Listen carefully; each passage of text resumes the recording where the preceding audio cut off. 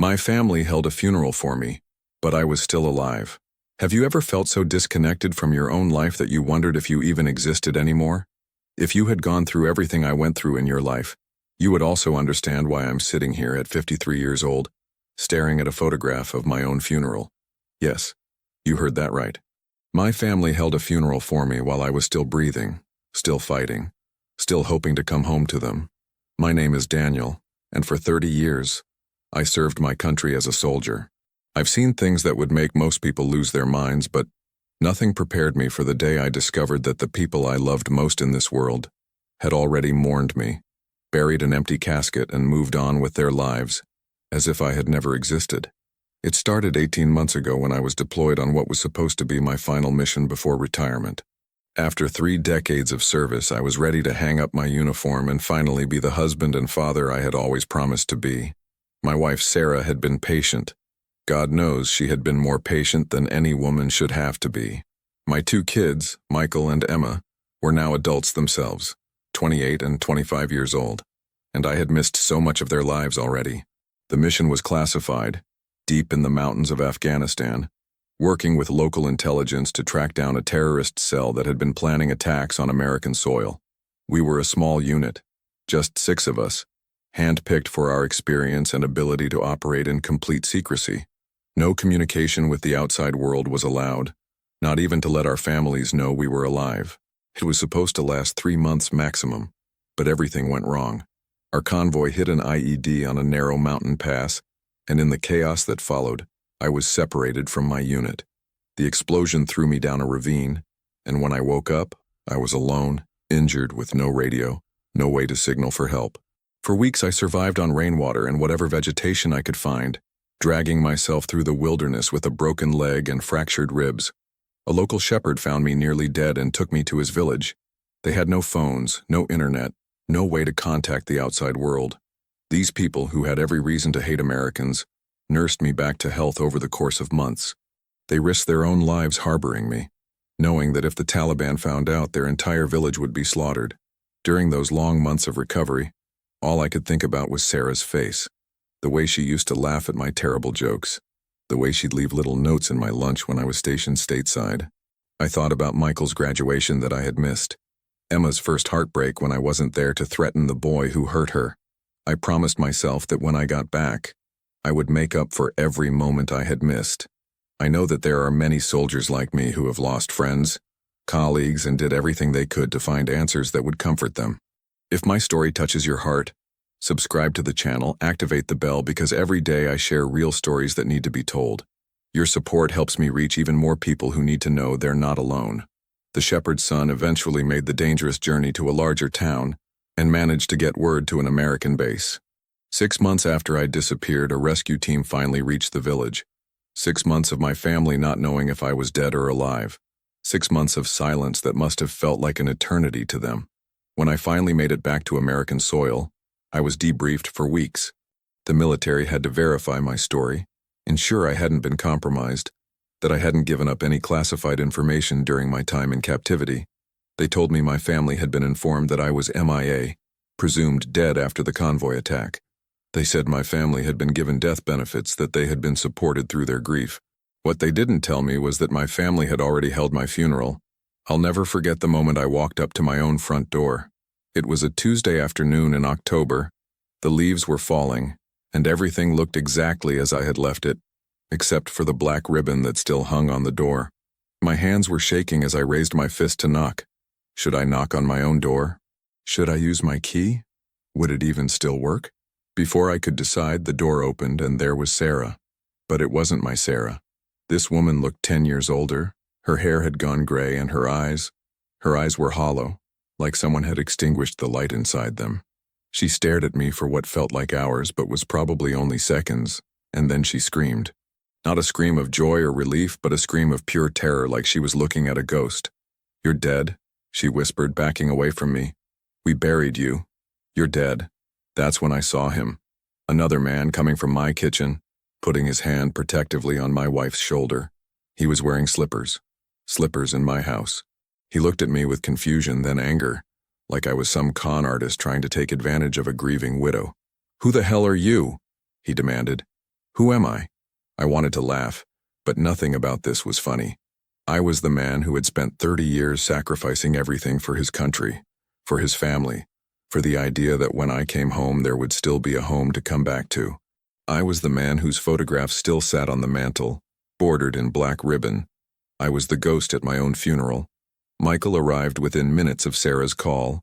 My son, my boy who I had taught to throw a baseball, who I had carried on my shoulders at 4th of July parades, looked at me like I was a stranger.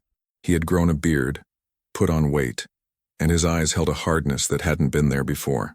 "If you're really my father," he said coldly, "where were you? Why didn't you contact us? Why did you let us think you were dead?" How could I explain? How could I tell him about the months of isolation, the pain, the desperate struggle to survive and return to them? How could I make him understand that every single day the thought of coming home to them was the only thing that kept me alive? Emma arrived last, and she was the only one who ran to me. She threw her arms around me and sobbed into my chest.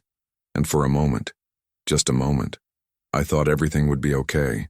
But then she pulled back and slapped me across the face hard. "We had a funeral for you," she said, tears streaming down her face. "We stood at an empty grave and threw dirt on an empty casket. Mom fell apart. She didn't eat for weeks. Michael started drinking, and I gave the eulogy. I stood in front of 200 people and talked about what a hero my dead father was, how proud I was to be his daughter, how I would honor his memory by living a life that would make him proud. I'm not dead," I said stupidly, as if that wasn't obvious. "You might as well be," Sarah said quietly. "The man I married wouldn't have let us go through that. He would have found a way to let us know he was alive." That's when she told me about the funeral. 3 months after I disappeared, after the military had officially declared me killed in action, they held a service with full military honors. Flag-folded triangle, 21-gun salute, the whole thing. My commanding officer had given a speech about my bravery, my dedication to duty. My childhood friends had flown in from across the country. Sarah's mother, who had always hated me for taking her daughter away from her, had held Sarah as she collapsed at the graveside. They showed me the program from the service. My face stared back at me from the cover, a photo from years ago when I still looked young and invincible. Inside were messages from people I hadn't spoken to in decades, all talking about me in the past tense, all sharing memories of a man who no longer existed. But the worst part, the absolute worst part, was the video Emma showed me on her phone. Someone had recorded the service, and there was my family dressed in black accepting condolences, crying over an empty casket. There was Sarah being held up by her sisters because she couldn't stand on her own. There was Michael trying so hard to be strong, his jaw clenched so tight I thought it might break. There was Emma, voice breaking as she read a poem I had sent her from Iraq when she was just 12 years old. And there, in the crowd of mourners, was the man who had answered my door.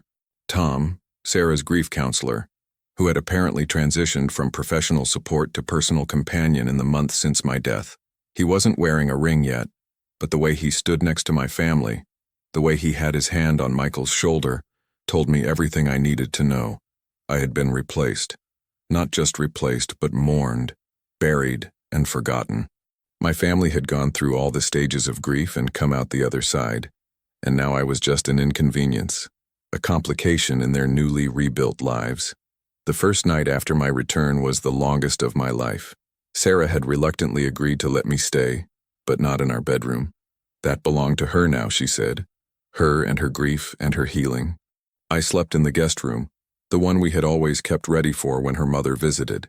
The sheets smelled like lavender, not like the sandstorms and gunpowder that had filled my nostrils for so long. I couldn't sleep. How could I? Every time I closed my eyes, I was back in that ravine, bones broken, certain I was going to die alone in a foreign land. But even that pain paled in comparison to what I felt now. At least in Afghanistan I had hope. I had something to fight for, something to return to. Now I was home, but I had nothing. I could hear Sarah crying through the walls, soft, muffled sobs that she was trying to hide. Was she crying for me, for the man she thought she had lost? Or was she crying because I had come back and ruined the new life she had built? I wanted to go to her, to hold her like I used to when she had nightmares, but I knew I had lost that right. I was a stranger in my own home, a ghost haunting people who had already said their goodbyes. The next morning I found Michael in the garage going through boxes of my things. They had been packing me away, I realized. All my uniforms, my medals, my books, everything that made me who I was, boxed up and labeled for storage or donation. Mom was going to give these to the VA, he said, not looking at me. She couldn't bear to look at them anymore. I picked up my Purple Heart, earned in Iraq when shrapnel from a roadside bomb tore through my shoulder. Sarah had cried when she saw it, made me promise I would be more careful. So much for promises. I'm sorry, I said, though I wasn't sure what I was apologizing for. For surviving? For coming back? For not dying cleanly and conveniently like everyone thought I had? Do you know what it was like? Michael suddenly exploded. Do you have any idea what we went through? Mom didn't sleep for months. She'd wake up screaming your name. Emma dropped out of her master's program because she couldn't concentrate. And me? I became the man of the family overnight, trying to hold everyone together while falling apart myself. He showed me his phone, scrolling through months of photos I wasn't in. Christmas without me. Sarah's birthday where she cried over a cake she couldn't eat. Emma's graduation where an empty chair with my photo sat in the family section. Life had gone on without me. Special moments had happened, and I had been reduced to a memory, a photograph, a ghost of presence. We went to grief counseling, Michael continued. As a family, every Tuesday night for 6 months. We learned to say your name without crying. We learned to remember the good times without feeling like we were drowning. We learned to let you go, Dad. We had to, or it would have killed us. The worst part was that I understood. I had seen grief destroy people, watched fellow soldiers lose themselves after losing brothers in arms. I knew the weight of that pain, how it could crush you if you didn't find a way to set it down. My family had done what they needed to survive. They had mourned me, honored me, and moved on. The only problem was that I wasn't actually dead. Tom came by that afternoon. Sarah had invited him, she said, because he had been such a support to the family and deserved to know what was happening. He was everything I wasn't. Younger, softer, unburdened by decades of war. He was a therapist, someone who fixed broken people instead of breaking them. He looked at me with professional interest, like I was a case study in complicated grief. This must be incredibly difficult for everyone, he said in that calm, measured voice that therapists use. The psychological impact of ambiguous loss followed by unexpected return can be traumatic for all parties involved. I wanted to punch him, not because he was wrong, but because he was sitting in my living room, drinking coffee from my mug, talking about my family like he had any right to be there. But I saw the way Sarah relaxed when he spoke, the way his presence seemed to calm her, and I realized that he had been there when I couldn't be. He had held her through her grief, helped her rebuild, given her something I never could. Stability, presence, a future without deployments and classified missions and months of silence. Emma tried the hardest to bridge the gap. She would sit with me, ask me questions about what happened, look at me like she was trying to reconcile the father she remembered with the stranger who had returned. But even she struggled. You look different, she said one evening. Older, obviously, but something else, like you're hollow inside. She wasn't wrong. Something had broken in me during those months of isolation, something beyond the physical injuries. Maybe it was the hours spent wondering if anyone was looking for me, if anyone cared that I was gone. Maybe it was the realization that no matter how many sacrifices I made, how many missions I completed, I would always be dispensable, forgettable, replaceable. We scattered your ashes, Emma said suddenly. Well, not your ashes, obviously, but the military gave us an urn with something in it, and we scattered it at the lake where you taught me to fish. Remember that spot under the big oak tree? You said it was where the biggest base hid. I remembered. God, I remembered everything. Every moment with my children that I had clung to during those dark months. The way Emma's face lit up when she caught her first fish. How Michael had fallen in the water trying to show off. Sarah laughing, young and carefree, before decades of deployments had worn her down. It was a beautiful ceremony, Emma continued. Your army buddies came. Sergeant Rodriguez gave a speech about how you saved his life in Fallujah. Mom read the letter you wrote her before your first deployment, the one where you promised you'd always come home. Everyone cried. The irony wasn't lost on me. I had kept that promise. I had come home. But I had come home too late after they had already let me go. I tried to reconnect with my old life, but everything had changed. My position at the base had been filled. My golf buddies had stopped calling months ago. Even my brother, who lived just 2 hours away, seemed uncomfortable around me, like I was a walking reminder of mortality and loss. The VA therapist they assigned to me, a young woman who couldn't have been older than Emma, tried to help me process what she called reintegration trauma. She had me do exercises, write in journals, practice mindfulness. But how do you mindfully accept that your death was easier for your family to handle than your survival? Sarah tried to be kind, but I could see the strain. Every time she looked at me, she had to relive the grief all over again. She had built walls around her heart to protect herself from the pain of losing me, and now those same walls kept me out. She told me about the nights she couldn't breathe, the mornings she couldn't get out of bed, the moment she finally accepted that I was gone and decided to keep living anyway. "I picked out a headstone," she said one day, showing me a photo on her phone. "It says, 'Beloved husband, father, hero.' The VA covered the cost. It's in Section 60 at Arlington, with the other fallen soldiers from the global war on terror. My grave." My wife was showing me a photo of my grave, where people had left flowers and flags and coins, tokens of respect for a soldier who didn't have the decency to actually be dead. The breaking point came 3 weeks after my return. Sarah had been trying to maintain some sense of normalcy, but the tension was unbearable. We were all walking on eggshells, pretending that this impossible situation could somehow be resolved with enough patience and understanding. It was a Thursday evening. Tom was over for dinner, something that had apparently become a regular occurrence in my absence. He was helping Sarah in the kitchen while I sat in the living room, feeling like a guest in my own home. I could hear them talking in low voices, the comfortable rhythm of people who had developed their own shorthand, their own intimacy. Michael and Emma were there too, and we were all trying to have a family dinner like we used to. But nothing was like it used to be. The dining table had been rearranged. My chair, the one at the head of the table where I had sat for 15 years, was now Tom's place. I sat in what used to be Emma's spot, like a child at the grown-ups table. "So, Daniel," Tom said, in that therapist voice that made everything sound like a session, "have you given thought to what your plans are moving forward?" My plans? I had planned to retire, to spend my remaining years making up for lost time with my family. I had planned to teach Michael woodworking in the garage, to walk Emma down the aisle at her wedding, to grow old with Sarah, watching sunsets from the porch swing I had installed before my last deployment. "I'm still figuring that out," I said, cutting into a pot roast that didn't taste like Sarah's used to. She had changed the recipe, or maybe my taste buds had changed, damaged by months of eating roots and leaves to survive. "The transition can be challenging," Tom continued, as if I didn't know about challenges. "Many veterans struggle with finding their purpose after military service." "He's not just a veteran," Emma said sharply. "He's my father." "Of course," Tom said smoothly. I didn't mean to minimize that relationship, but he had, whether he meant to or not. I had been reduced to a category, a type, a problem to be solved rather than a person to be welcomed home. After dinner, I went for a walk. I needed air, space, distance from the suffocating politeness of people trying to figure out how to uninvite me from my own life. The neighborhood hadn't changed much, but I noticed the small differences. The Johnsons had painted their house blue. The old maple tree on Elm Street had been cut down. New families had moved in where familiar faces used to be. I found myself at the park where I used to take the kids when they were young.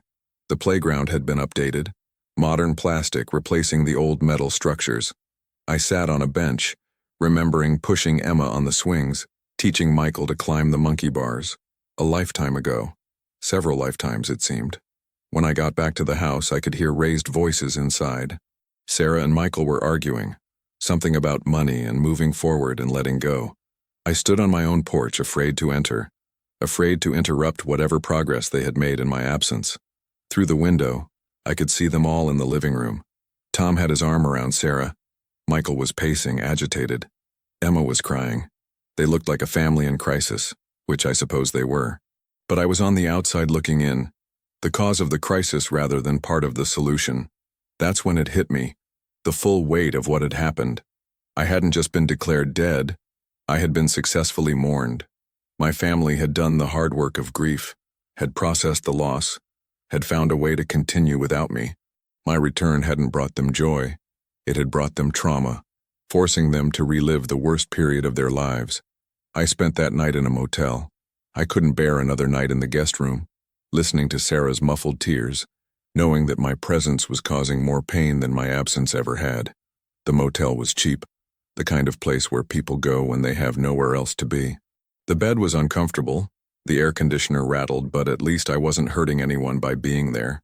The next morning, I met with a lawyer, an old army buddy who specialized in military law. I needed to understand my situation, my rights, my options. He looked at me with sympathy as I explained everything. "Legally, you're alive," he said, which seemed like an absurdly obvious statement. "The death certificate can be revoked, your benefits reinstated. But Daniel, I've seen this before, not exactly like this, but similar. Coming back from the dead, legally speaking, is complicated. Insurance payouts might need to be returned. Your wife may have remarried or at least started the process. Your will might have been executed. Remarried. The word hit me like a physical blow. Sarah hadn't mentioned marriage, but then again, why would she? She had mourned me, buried me, and started healing. Who was I to begrudge her finding happiness? I went to Arlington National Cemetery that afternoon. I needed to see it, the grave that bore my name. Section 60 was filled with heroes, real heroes who had made the ultimate sacrifice. And there, between Corporal James Mitchell and Staff Sergeant Robert Kim, was my headstone. Daniel Marcus Thompson, loving husband and father, April 15, 1970 to October 12, 2023. There were fresh flowers, probably from Sarah, a small American flag, several coins left on top, the military tradition of letting a fallen comrade know they hadn't been forgotten. I stood there looking at my own grave and wondered if maybe everyone would be better off if I were actually in it. A groundskeeper walked by, nodded respectfully. "Did you know him?" he asked, gesturing to my headstone. "Yeah," I said. "I knew him." "I'm sorry for your loss," he said and moved on. My loss. I had lost everything, but most of all, I had lost myself. The Daniel Thompson who was buried here, the one my family had mourned, was the hero they wanted to remember. The Daniel Thompson standing here was just a complicated, inconvenient truth. I made a decision that day, standing at my own grave. I couldn't undo the pain my family had experienced. I couldn't take back the months of grief, the funeral, the moving on. But I could stop causing them more pain. I could give them the one thing they needed: permission to let me stay dead. I asked Sarah to meet me at the coffee shop where we had our first date 32 years ago. It had changed ownership several times, been renovated, modernized, but the corner booth where I had nervously spilled coffee on myself trying to impress her was still there. She came alone, looking tired, older, but still beautiful in that way that had nothing to do with age and everything to do with the soul inside. "I've been thinking," I said, after we had sat in awkward silence for several minutes, "about what's best for everyone." "Daniel, don't," she started, but I held up my hand. "Please let me say this. I need to say this." I took a breath, summoning the courage I had used in countless firefights, except this time I was fighting for my family's happiness, not my own survival. You mourned me. You did it properly, completely. You honored our life together, and then you found a way to keep living. That's not something to apologize for. That's strength. That's love. Tears were running down her face, but she didn't interrupt. "Tom is good for you," I continued, each word feeling like swallowing glass. "He's stable, present, everything I never could be. The kids respect him. You're building something new, something that doesn't have the weight of 30 years of deployments and classified missions and broken promises." "They weren't broken promises," Sarah said softly. "You always meant to keep them, but I didn't.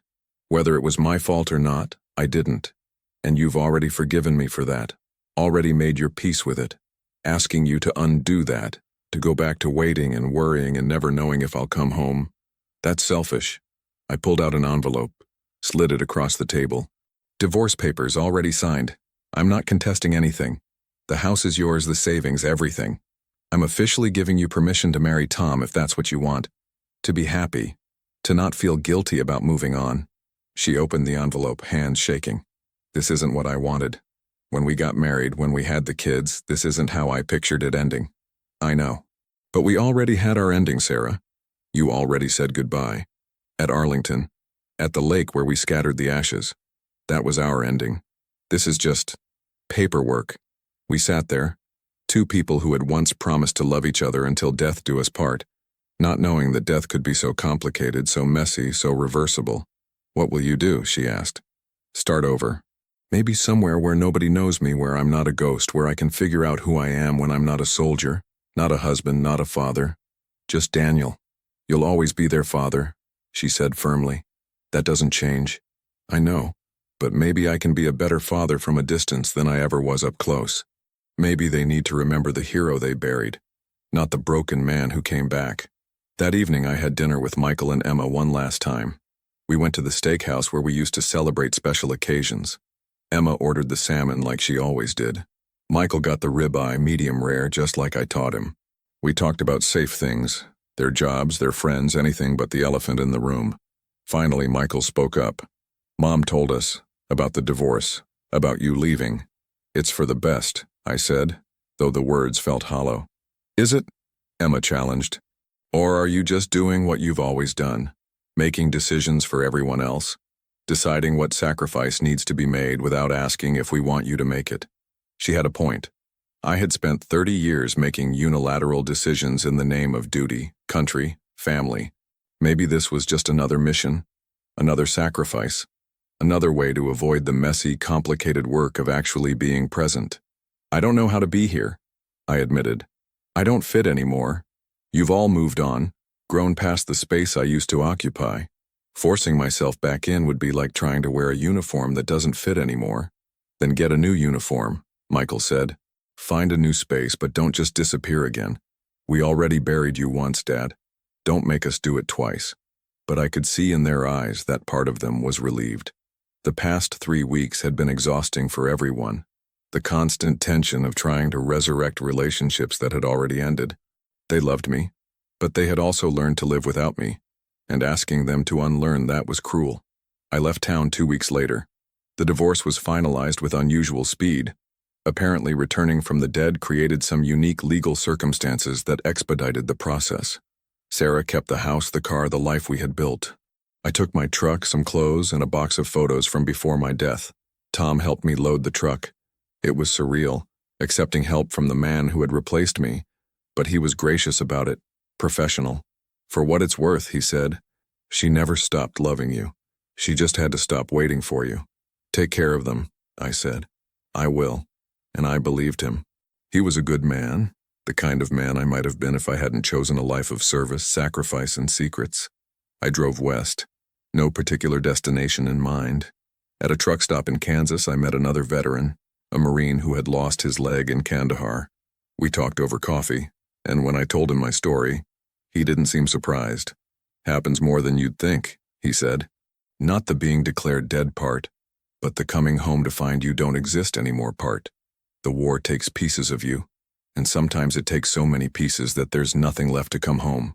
I found a small town in Montana, got a job at a hardware store, rented a cabin on the outskirts of town. I started seeing a therapist, a Vietnam vet who understood the weight of carrying ghosts. Slowly I began to build a new life, not the life I had planned, but a life nonetheless. Emma calls sometimes. We talk about safe things, but I can hear in her voice that she's healing, that the wound of my return is scarring over. Michael sends emails, updates about his life, photos where Tom stands in the spot where I used to be. It hurts, but it's a clean hurt, honest and uncomplicated. Sarah sent me a letter 6 months after I left. She was getting remarried to Tom, and while she didn't expect me to understand, she wanted me to know. She thanked me for 30 years of marriage, for 2 beautiful children, for all the sacrifices I had made. She thanked me for the sacrifice of letting her go. I keep a photo from my funeral on my desk. It's strange looking at my family dressed in black, grieving someone who's still alive, but in a way they were right to grieve. The Daniel Thompson they buried that day, the hero, the husband, the father, he did die somewhere in those mountains in Afghanistan. What came back was someone else, someone who needed to learn to live with being a ghost. Over 50 years you think you've been through all that life can throw at you. You think you understand loss, sacrifice, pain, but nothing prepares you for the pain of being mourned while you're still breathing, for attending your own funeral in spirit, if not in body, for understanding that sometimes the greatest act of love is letting yourself stay dead in the hearts of those who have already said goodbye. If you're reading this, if you've ever felt like you don't exist in your own life, like you're a ghost haunting people who have moved on without you, Know that you're not alone.